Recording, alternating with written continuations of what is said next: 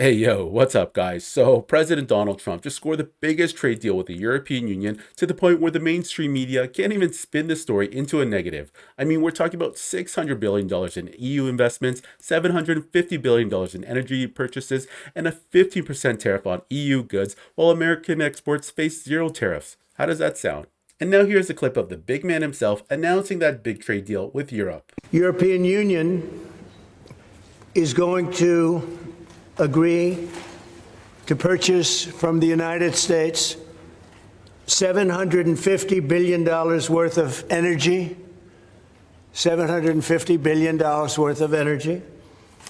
They are going to agree to invest into the United States $600 billion more than they're investing already. So they're investing a large amount of money.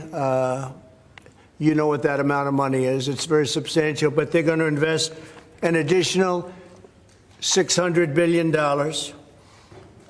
They're agreeing to open up their countries to trade at zero tariff. So that's a very big factor. Opening up their countries, all of the countries will be opened up to trade with the United States at zero tariff. And they're agreeing to purchase a vast amount of military equipment.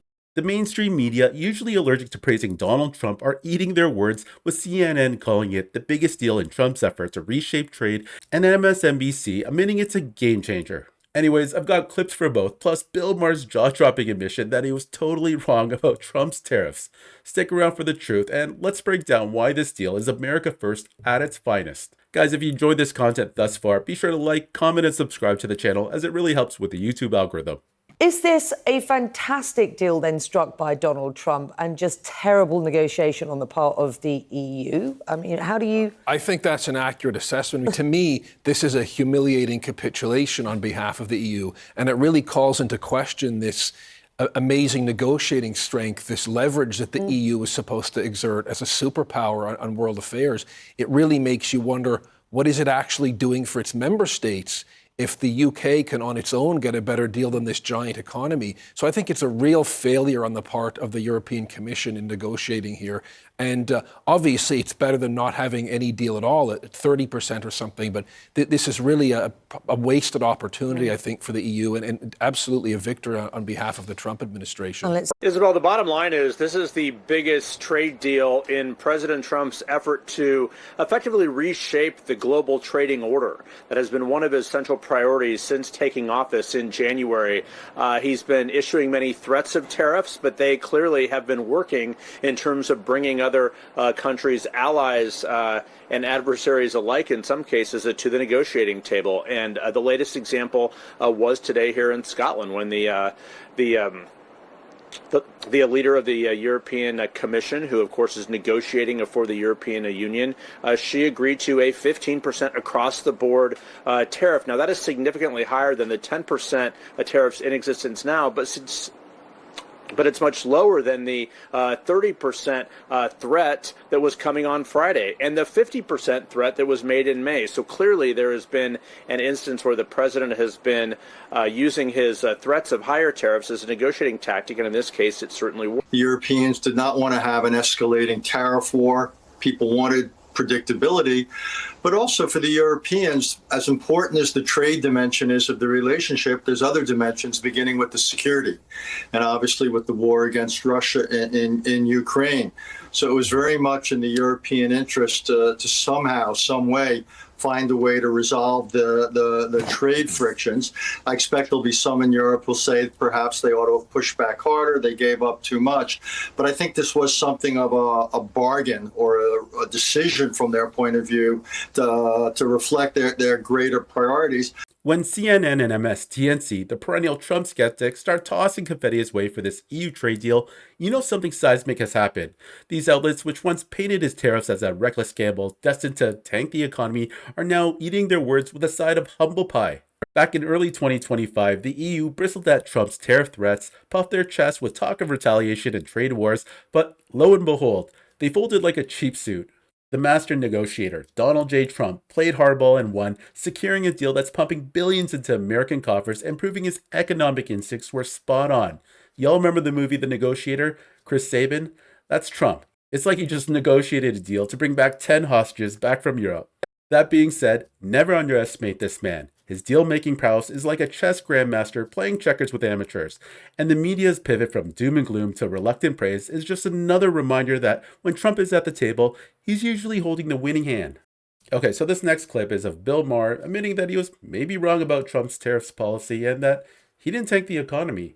I remember along with probably most people, was saying at the beginning, oh, by the 4th of July, somebody had to think how the the economy was going to be tanked by then. And I was kind of like, well, that seems right to me, but that didn't happen. Now, it could happen tomorrow. I'm just saying that's reality. So let's work first from the reality of that, not from I just hate Donald Trump. Because that's boring and doesn't get us anywhere and leads you to dishonesty. Because the truth is, I don't know what his strategy is. But look, the stock market is at record highs. I know not everybody lives by the stock market, but I also drive around. I don't see a country in a depression at all. I see people out there just living their lives.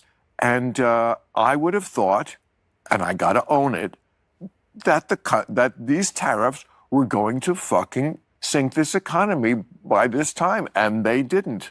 So, how do we deal with that fact? Because that's the fact. And it's not just Bill Maher who's done a complete U-turn on these Trump tariffs. A lot of people in the business community have, started praising Trump for his tariff policy. And in particular, Ken Lango, who's initially against the tariffs a few months back, has now praised Donald Trump. And you'll see this in this clip here. If I told you how bullish I was, you wouldn't believe it. I have never been more excited about the future of America than I am right now. Right this time. For a lot of reasons. Number one, like it or not, this guy's getting things done. This guy meaning President Donald Trump? Trump. He's a little pissed off at me because I had the audacity to say that on television about a few months ago that I was worried about if he won that he'd engage in retribution. I'm happy to say I'm comfortable he's not doing that. He's acting presidential. I'm impressed with the people he's got around him. Initially, my concern was, I don't like tariffs. That's what I mean. I like free trade. Right. However, I think, damn it, give Trump credit. His instincts are good. Some of these things need to be fixed. Take Germany. Take Japan. God bless America. 80 years ago, when the war was over, we made our mind up. We're not going to be the conquering hero. We're going to go in and help these countries rebuild themselves. And we did. To our credit, we did. Japanese, Japan, look at what happened. They're on their feet now. There aren't many American cars sold in Germany, but whatever's sold in Germany, there's a 10% tariff. Every other car in America is a Mercedes. I got a Mercedes, I got an Audi. I can name you all the cars we drive. Most of them are foreign. Okay, so like I said earlier, Ken Langone was a staunch critic of President Trump and his tariff policy just a few months back, but has made a complete U-turn like Bill Maher and other members of the business community. That said, Trump 2.0 is a completely different monster. Foreign investments are thriving, jobs in manufacturing are coming back into the country, and last month we had our first trade surplus in years.